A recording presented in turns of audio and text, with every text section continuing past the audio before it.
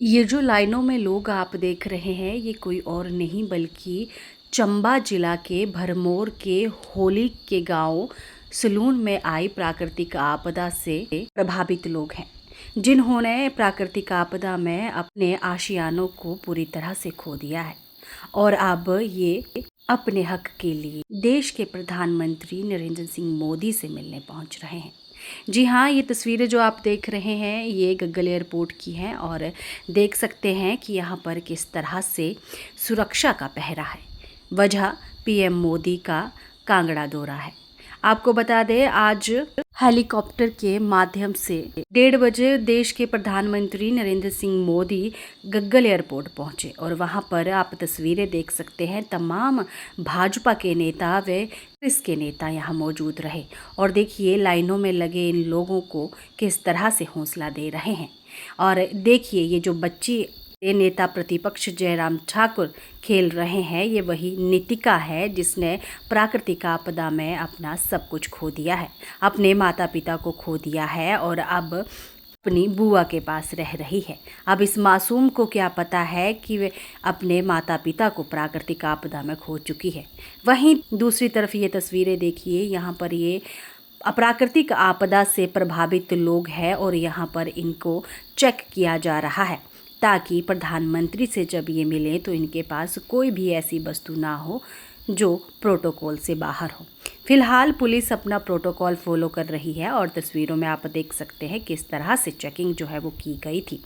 हालांकि ये लोग प्रधानमंत्री नरेंद्र मोदी से भी मिले हैं और अपनी बात भी रखी है कि किस तरह से कुल्लू, मंडी और भरमौर में प्राकृतिक आपदा ने कहर बरपाया है। वहीं दूसरी तरफ तस्वीरें देखिए, हर किसी की गेट पर चेकिंग हो रही थी और हो भी क्यों ना, क्योंकि देश के प्रधानमंत्री नरेंद्र सिंह मोदी जो आ रहे थे और उनकी सुरक्षा व्यवस्था पर कोई चूक हो जाए ये किसी को भी बर्दाश्त नहीं होगा। यही वजह है कि खाकी का पहरा पूरे गग्गल एयरपोर्ट पर था। इसी के साथ कमांडो भी यहां पर पहुंचे हुए थे। तस्वीरें गग्गल एयरपोर्ट से हम आपको तक साझा कर रहे हैं और देखिए गग्गल एयरपोर्ट के अंदर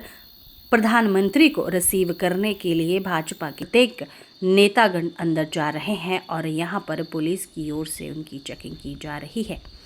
वहीं दूसरी ओर जो प्राकृतिक आपदा भरमौर में आई है और होली के सलून के जो 10 से 15 गांव पूरी तरह से पानी में बह गए हैं, उनकी तरफ से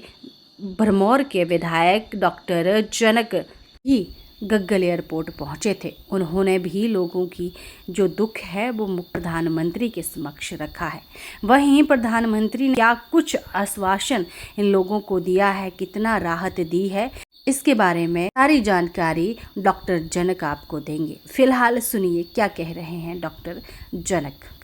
चंबा और भरमौर ये पहले हुई है अति पिछड़ा क्षेत्र जी जो प्रदेश सरकार के द्वारा भी और भारत सरकार के द्वारा भी घोषित न और जोड़ा विकास बाकी ठारी है सो हली भी इंदा चंबे और भरमौर होना बड़ा बहुत बाकी है। ऊपर हूँ इंदी तकलीफ पर जख्म पर नमक ता लगू है जिस टाइम मैं पिछले हफ्ते 10 दिन पहले जी बिहारी बरसात हुआ तेती में इंदा रोड तबाह हो गया, लोग करे घर ढह गए न, जमीन चली गई न, पूरा मणिमेश यात्रा मार्ग तहस नहस बच गया। तो तेती वास्ते आए प्रधानमंत्री का बड़ा बड़ा धन्यवाद करते हैं कि इंदा प्रधानमंत्री जी ये आए न और इंदी भरमौर का एरियल सर्वे भी करी कर गया ना और इसको विश्वासन दिता कि तुंदे मदद करने वास्ते जो भी मिंजत संभव बोला और पूरा प्रयास करला और पूरे तुंदी मदद करला हर तरीके री। चाहे सो कई जी प्रॉब्लम इंदी कई बंदे जियां जमीन होंगे सो लुढ़ गंदे और जमीन दियाँ मुड़ने नहीं है, सरकार का कोई प्रावधान नहीं है तो इस नियम पर भी शायद कोई छूट मुड़ने की संभावना, क्योंकि प्रधानमंत्री जी ने विशेष तौर पर यह गल बोलिया कि इस पर जरूर कार्रवाई करन कि जियां री जमीन ना रहे तियां घर घड़े पाना। तीनों बंदे वास्ते जरूर प्रधानमंत्री जी ने कुछ दिशा निर्देश इने वाले टाइम में केंद्र सरकार दी होता इन्हें न और सौगी प्रधानमंत्री जी ने बहुत बड़ी गल बोले है कि प्रदेश सरकार और केंद्र सरकार दो मिलकर ही असू लोग की तकलीफ हो जाओ असू के सो मिटाना और जो भी नुकसान हुआ त्यारे सौगी प्रत्येक परिवार अंदर 8 सदस्य अमिया वालों ये गिने करी मिंजो भी गिना है और तुम सौगी है जी। ऐसा है कि होली का मार्ग हल दिक्कर बंद है, शायद अज दी है ऐसा दिक्कर भरमौर या चंबा होली संपर्क मार्ग के सो खुलेगा ना और सो जो पूरा ग्रां सलून ग्रां चलेगा तीन जो भी पूरा आश्वासन दिता प्रधानमंत्री जी ने कि जो भी मदद केंद्र थों या प्रदेश थों बोले त्यारी हेल्प वास्ते सो प्रधानमंत्री जी ने करनी है। बल्ले बल्ले जिंदगी पटरी पर उतरना लग रहा है पर जी पहले भी तुम बोलो कि आए तो पहले ही इस आपदा इन्हें तो पहले भी आए पिछड़े घोषित ने असू तो भारत सरकार ने संविधान ने भी असू अधिकार दी तो कि एक क्षेत्र पिछड़ा भारत सरकार ये भी बोल दिया कि आकांक्षी जिले रहा है बंदे तो ये सोची ले कि इनके हालात तो पहले ही बदतर न और तत्पर जब मानसूनी आपदा जी आया इन्हें जो नुकसान करूआ चाहे रोडा का करूआ चाहे इनके सरकारी इंफ्रास्ट्रक्चर का करूआ लोग करे घर का करूआ लोग करे जमीना का करूआ लोग करे रोजगार का करूआ तो तत्पर इनके जख्मा पर नमक छिड़की हुआ आए तो ये उम्मीद करते हैं सभी दाओं चाहे प्रदेश सरकार और केंद्र सरकार कि असू तुरंत राहत कुछ ऐसी दीते जाए जिस पर जड़ा भी इनके परिवारजन ज्यादा बेचारे घर बार लुट गया न खेती जमीन चली गया रोजगार का साधन चले गया संपर्क मार्ग टूट गया इस पर तौले तौले कुछ ना कुछ कार्रवाई हुआ और विशेष तौर पर बोलना चाहता जो मणिमहेश यात्रा आती है तो जो इनकी मांग आ कि आए थी प्रसाद योजना अंदर सम्मिलित करन और इतियो वैष्णो माता और अमरनाथ यात्रा की तर्ज पर इतियो केदारनाथ धाम की तरह इतियो विकसित करना। देखिए ऐसा नहीं है कि मेरा काम है सेवा करना और सेवा किसी भी रूप में हुआ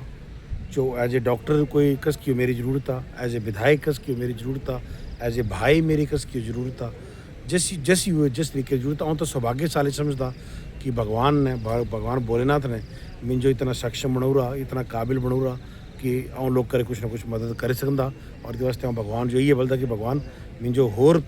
मजबूती दिए ताकि लोग करा और बेहतर कुछ अच्छा कर सकूँ है ना कि अंजू था